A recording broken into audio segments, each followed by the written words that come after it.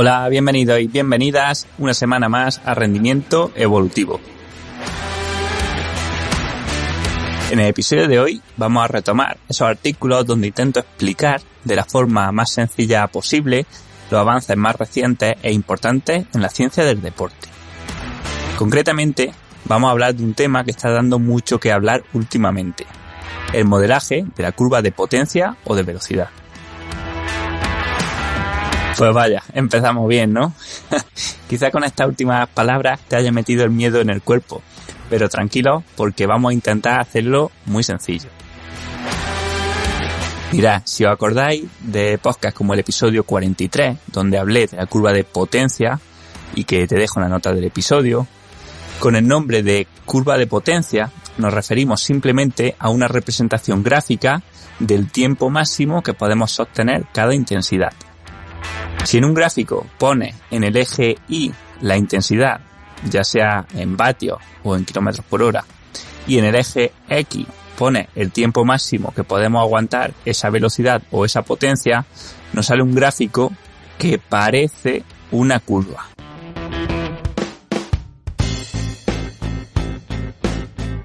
Bien, pues esta es la curva de potencia crítica y los científicos y entrenadores llevamos tiempo buscando cuál es la función que predice mejor el recorrido de esa curva, ya que si somos capaces de conocer de qué parámetros depende el trazado de esa curva, podríamos hacer mejor cosas tan importantes como predecir, entre comillas, dónde caerían los datos que no hemos medido o cómo mejorar el ajuste del ritmo en competiciones. En definitiva, un buen modelaje de esa curva nos permitiría saber con mayor precisión cuánta potencia o velocidad puedo generar en duraciones en las cuales no he hecho test. Y cómo evoluciona la fatiga con el aumento o la disminución de la intensidad. Hasta ahora siempre habíamos pensado que la función que mejor representaba esta curva era una función hiperbólica o semi-hiperbólica, como las de potencia crítica que podemos encontrar en Golden Cheetah o Strava, ¿no? O el MFTP que nos muestra WKO. Una función hiperbólica, para aclararlo, es aquella que tiene una o dos asíntotas. Las asíntotas son valores a los cuales la función se va acercando cada vez más, pero nunca llega a tocarlos, ¿no? Como por ejemplo, pues la invención de una tecnología que nos haga dejar de pinchar las ruedas de la bici. La asíntota horizontal de la curva es lo que denominamos potencia crítica. La potencia crítica es la potencia que marca la transición entre el dominio de ejercicio heavy o vigoroso y el dominio de ejercicio severo. Esta transición también se relaciona con la aparición de un punto de inflexión en la curva de lactato durante un test incremental, un umbral a partir del cual los niveles de lactato en sangre empezarían a aumentar de forma exponencial.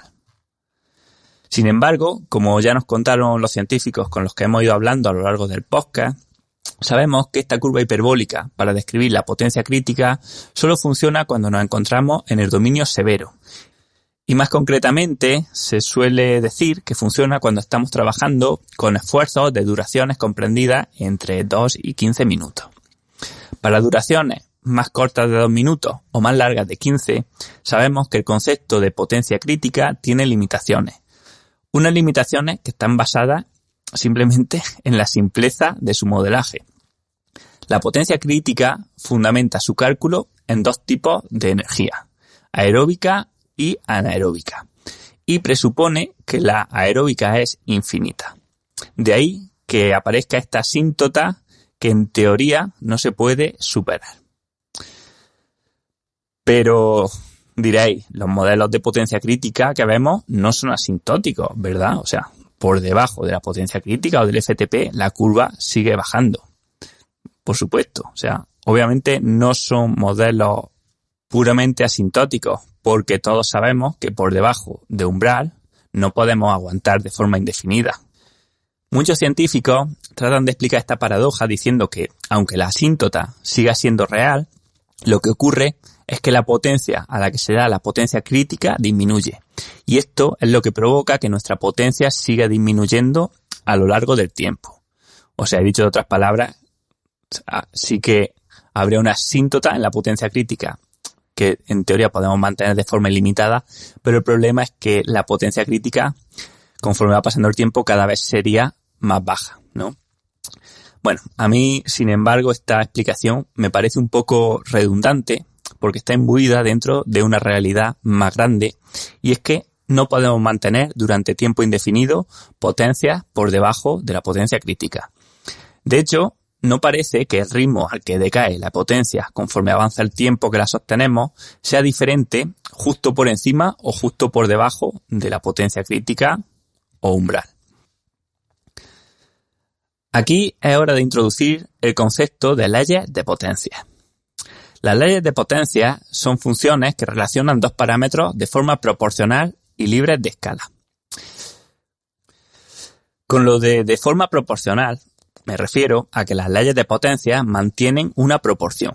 Un ejemplo de esto es la típica distribución de Pareto, donde el 20% de las personas tiene el 80% de los ingresos. Pero dentro de este Pareto podemos seguir avanzando y decir que dentro de ese 20% de personas opera otra vez Pareto y otra, llevándonos a que el 20% del 20%, o sea, el 4% de las personas, tiene el 80% del 80%, o sea, tiene el 64% de ingresos, ¿no? Y que por tanto, si lo seguimos haciendo, llegaríamos a que el 1% de las personas tiene el 51% de los ingresos. Otro ejemplo de ley de potencia lo tenemos en los terremotos, ¿no? O sea, por cada 100 terremotos de magnitud 3, suelen ocurrir 10 terremotos de magnitud 4 y un terremoto de magnitud 5. O la ley de Clever, que nos dice que el metabolismo basal de los animales escala en una proporción de 3/4 respecto a su masa. Esto, en otras palabras, quiere decir que si tenemos una especie que pesa 4 veces más que otra, su metabolismo no aumenta 4 veces, sino 3. Y esto es lo que hace que los animales, conforme más grandes se hacen, son más eficientes que los pequeños en relación a su masa.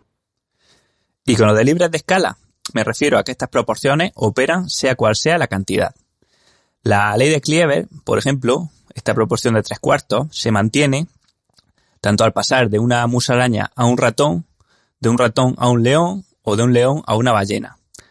O también la proporción entre terremotos de magnitud 2 y magnitud 3 es similar a la que ocurre entre los terremotos de magnitud 7 y magnitud 8.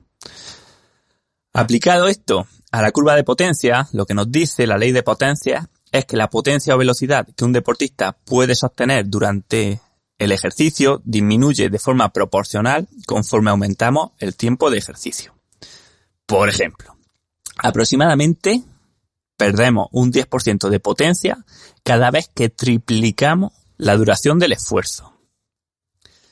Por ejemplo, si eres capaz de mover 300 vatios en 20 minutos y la caída de potencia sigue ese exponente o esa proporción, entonces la ley de potencia nos diría que en una hora, o sea, en 3 veces más de tiempo, mantendrás unos 270 vatios, un 10% menos. Y que en 3 horas de duración serás capaz de mover unos 243 vatios. Bueno, echa cuentas y verás que es bastante preciso a lo que realmente eres capaz de mover. Pero de todas formas, esto es un ejemplo. Este exponente, o sea, esta proporción de la ley de potencia, es diferente para cada persona, ¿no? O sea, habrá personas más fondistas que tengan una menor caída de potencia cada vez que aumenta el tiempo que la sostienen, y viceversa en personas pues más explosivas, más de fibras rápidas. Imagina, por ejemplo, que en vez de un 10% pierdes solamente un 6% de potencia cada vez que triplica el tiempo. Bueno, pues este deportista, que es mucho más fondista y cuya potencia cae menos con el tiempo, con esos mismos 300 vatios en 20 minutos sería capaz de aguantar 284 vatios en una hora y 265 vatios en 3 horas. Al final, en las 3 horas, pues mueve un 9% de vatios más que el deportista que perdía ese 10%, pese a que ambos en 20 minutos eran capaces de hacer lo mismo.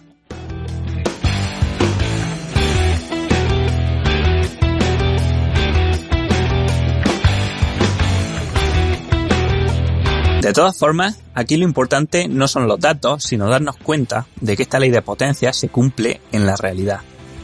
En el ciclismo es difícil comprobarlo porque casi nadie hace esfuerzos máximos y estables de potencia en duraciones largas, ¿no? O sea, ¿cuántas veces has hecho un test de 2 horas a ritmo estable y de 4 horas?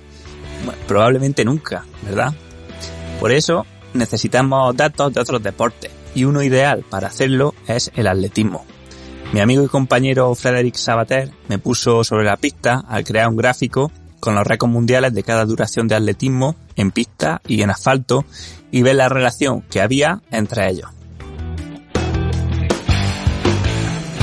Y aquí es curioso porque al contrario de lo que nuestros modelos de potencia crítica y de umbrales nos hacían creer, no había ningún punto de inflexión entre la velocidad a la que se corre un 5K, un 10K, una media o una maratón.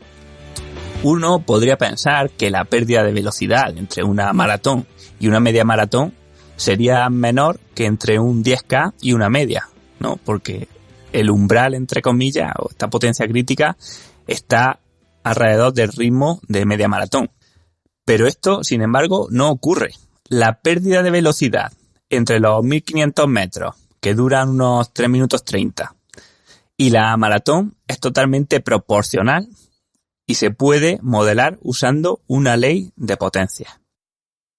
Además, la pérdida de velocidad que hay desde los 200 metros hasta el 1500 también es proporcional y también se puede modelar según una ley de potencia. Lo único que encontramos entre todas las duraciones es un cambio de pendiente en la curva, o sea, lo que sí que sería un punto de inflexión, aproximadamente entre los 3 y los 4 minutos, ¿vale? Entre los 1200 y los 1500 metros. Esto quizás se podría explicar con un cambio del predominio del metabolismo anaeróbico o glucolítico al metabolismo más aeróbico y oxidativo o debido a la depleción de los depósitos de fosfocreatina, aunque desde luego está por investigar. Consultando bibliografía, encontré que García Manso y colaboradores ya habían encontrado estas leyes de potencia en un artículo de 2010. Un artículo que no sabemos por qué quedó un poco en el anonimato y que espero que poco a poco vaya teniendo la importancia que merece. Con técnicas matemáticas determinaron que el punto donde cambia la pendiente de la ley de potencia estaba en torno a los 1150 metros, que corresponde con aproximadamente los 3 minutos de duración, aunque esto obviamente pues será ligeramente diferente en función del deportista. Pero antes de explicarla, quiero hacer referencia a un artículo que acaba de salir llamado Modelando la resistencia humana, leyes de potencia contra potencia crítica, escrito por Jonah Drake, Fink y Ferguson. En este paper se recogen los motivos matemáticos por los cuales una ley de potencia se ajusta mejor a los datos observados de rendimiento que una curva de potencia crítica.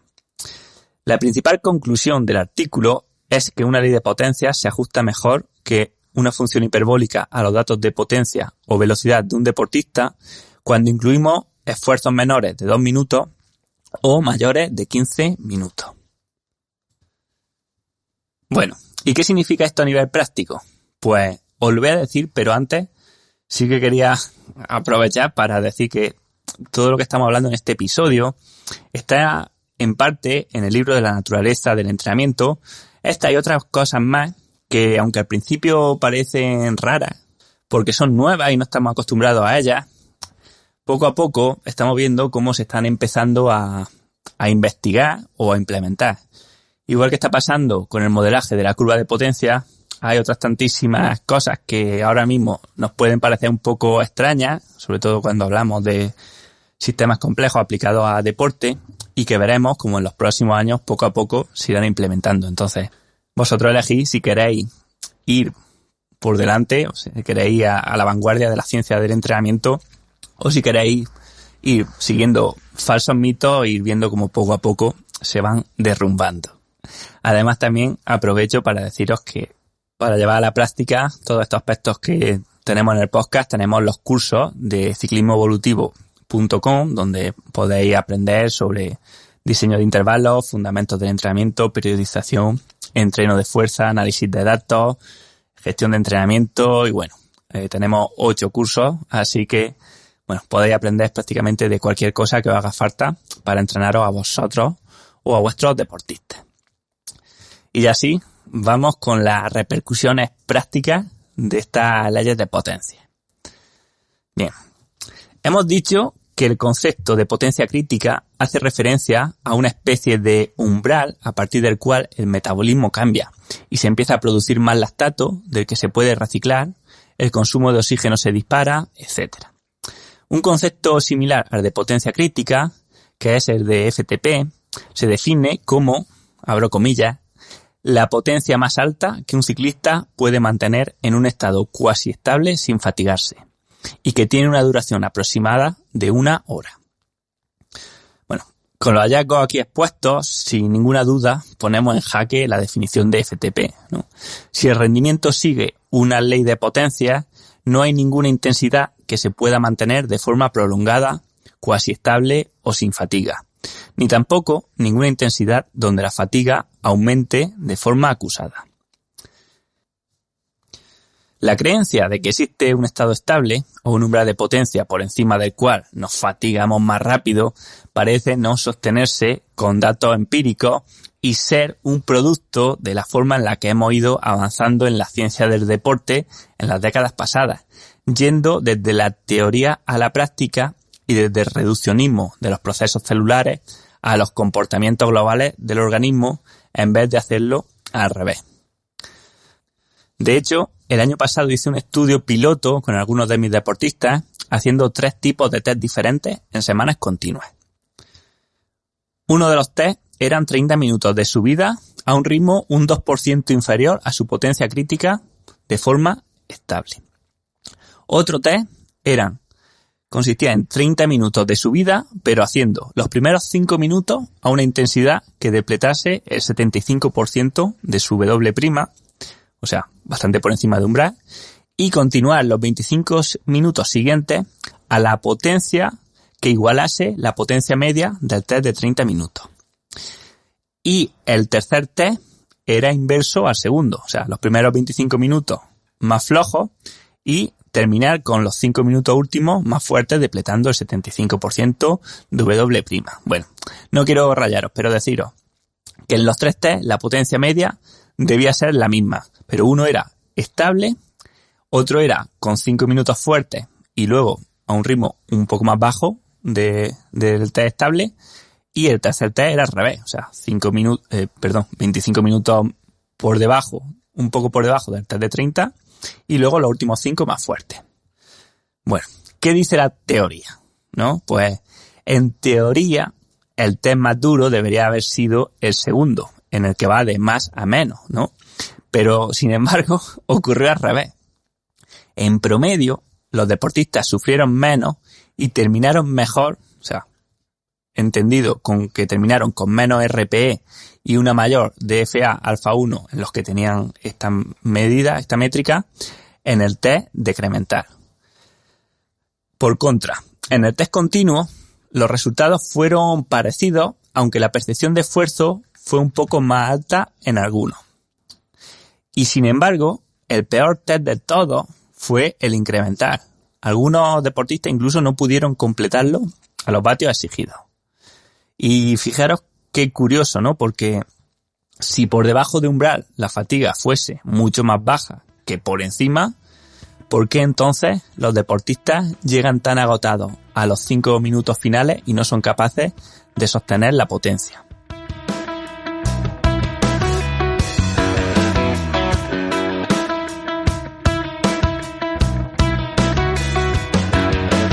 Aquí cada uno puede sacar sus conclusiones, pero yo os digo que me parece que este estado estable no es tan estable como se cree y por supuesto que nos agota, ¿no? Como cualquiera que salga a entrenar se da cuenta. Ahora bien, ¿quiero decir con esto que el umbral de lactato o de gases no existe? No, ni mucho menos digo eso. O sea, lo que digo es que más allá de que algunos parámetros fisiológicos, como el lactato o el consumo de oxígeno, tengan puntos de cambio concretos, el comportamiento del conjunto, o sea, del deportista, puede compensar esos cambios de forma autoorganizada, haciendo que el rendimiento se mantenga estable, aunque la forma en la que estos vatios o esta velocidad se consiguen sea diferente. Del mismo modo que la forma de correr o de pedalear cambia conforme cambia la intensidad o la fatiga, la involucración de las estructuras fisiológicas en la tarea también lo hace. La sinergia fisiológica que sostiene la actividad va involucrando a más estructuras orgánicas conforme la demanda, o sea, el ritmo, se va haciendo más exigente para que el organismo pueda seguir. Por tanto, los umbrales, en mi opinión, han de ser vistos como puntos donde las sinergias previas fallan y es necesario empezar a involucrar a más estructuras orgánicas para continuar con la tarea, en vez de verlos como puntos donde todo cambia. Los umbrales no deberían ser vistos como las causas de la fatiga, sino como señales de esta. Otra cosa diferente, y aquí estoy muy de acuerdo con lo que apuntó Frederick también en el podcast en el que hablamos de umbral, es que pese a que la pérdida de potencia proporcionalmente no sea más alta por debajo o por encima de umbral, sí que el efecto de un entrenamiento y por ende la fatiga y las adaptaciones que este nos provoca en los días siguientes sí que pueda ser diferente si trabajamos por encima o por debajo de este umbral, porque a nivel fisiológico sí es cierto que podemos haber estimulado unas vías energéticas o fibras musculares ligeramente diferentes. Y del mismo modo que aunque lleguemos al fallo en el gimnasio, no es lo mismo las ganancias de fuerza que conseguimos si llegamos al fallo haciendo 3 repeticiones con mucho peso que haciendo 300 repeticiones con muy poco peso, pues en este caso, si llegamos hasta el agotamiento, no van a ser lo mismo las adaptaciones que conseguimos llegando al agotamiento por debajo de umbral, en zona 3, entre comillas, a las que consigamos si llegamos al agotamiento en zona 5 a una intensidad muy alta. Antes de terminar, quiero hacer un disclaimer, y es que esta visión de la curva de potencia crítica no va contra nada ni contra nadie que haya defendido otras cosas, tanto en este podcast como fuera de él. O sea, yo no tengo ningún interés en nada, me da exactamente igual si la curva o si la función que mejor modela la curva es una ley de potencia, una hiperbólica u otra, y simplemente intento, ir afinando mi modelo de cómo funciona el organismo humano, basándome más también en lo que veo y experimento y no solo en las teorías que teníamos. Lo digo porque este es un campo que por lo que he visto últimamente hay mucha pelea, ¿no? Entre potencia crítica, FTP, y ahora se unen los que no creen ni en una ni en otra. Pero yo digo que de verdad a mí me da exactamente igual, ¿vale? Además, solamente soy un podcaster que aquí desde la montaña pues le chilla al micro. Más allá de esto, quiero terminar leyéndolos 4 párrafos de el libro La naturaleza del entrenamiento. El concepto de umbrales típicamente se ha relacionado con multitud de cambios fisiológicos durante un test incremental, como el lactato en sangre, los cambios ventilatorios, la frecuencia respiratoria, la electromiografía muscular, la frecuencia cardíaca, las catecolaminas plasmáticas, la amilasa salival, la desoxihemoglobina, la extracción de oxígeno y la hemodinámica, entre otros. Pool 2021. Pero, como hemos visto, estas alteraciones no se reflejan en cambios comportamentales en el organismo. Pese a que diferentes parámetros llegan en momentos desiguales a un punto en que su comportamiento se dispara exponencialmente, el conjunto encuentra soluciones para mantener el esfuerzo. Es más, los diferentes puntos en que se dan los distintos umbrales según la variable que se esté analizando entre distintas personas en distintos momentos y las diferencias en el tiempo límite que somos capaces de soportar estas intensidades deberían decirnos algo sobre el proceso de fatiga. Los umbrales nos muestran puntos donde las sinergias previas son incapaces de satisfacer las demandas de la tarea y empiezan a potenciarse las conexiones con otras estructuras. Por ejemplo, la acumulación de lactato en sangre, la deriva cardíaca o el componente lento del consumo de oxígeno nos indican que somos incapaces de sostener la actividad con las sinergias previas que eran fundamentalmente aeróbicas, y empiezan a tomar más protagonismo nuevas estructuras. El proceso de generación de energía para sostener la actividad se vuelve mucho más sistémico, involucrando otras tantas partes del organismo. Esto quiere decir que los umbrales fisiológicos no son puntos exactos, sino zonas de transición fisiológica donde fallan las sinergias previas y, por tanto, no son los culpables del agotamiento, sino señales de este. La gran diferencia entre el tiempo hasta el agotamiento al máximo estado estable de lactato entre distintos atletas y la correlación entre una mayor percepción de esfuerzo umbral y mayor nivel de deportista nos indican que estos parámetros marcan puntos de fatiga probablemente bastante diferentes entre deportistas diversos. Los umbrales, por tanto, habrían de ser vistos como indicadores de que ahí cambian cosas, como referencias en el camino, pero no como el camino en sí. Pues espero que os haya gustado el episodio, un poco más técnico de la cuenta, pero habrá episodios para todos, así que poco más. Deciros que si queréis seguir profundizando y aprendiendo, también tenéis el grupo de rendimiento evolutivo en Telegram, ya somos 2200 personas ahí, y nada más. Yo soy Manu Solarjona y esto ha sido Rendimiento Evolutivo. Nos escuchamos la semana que viene.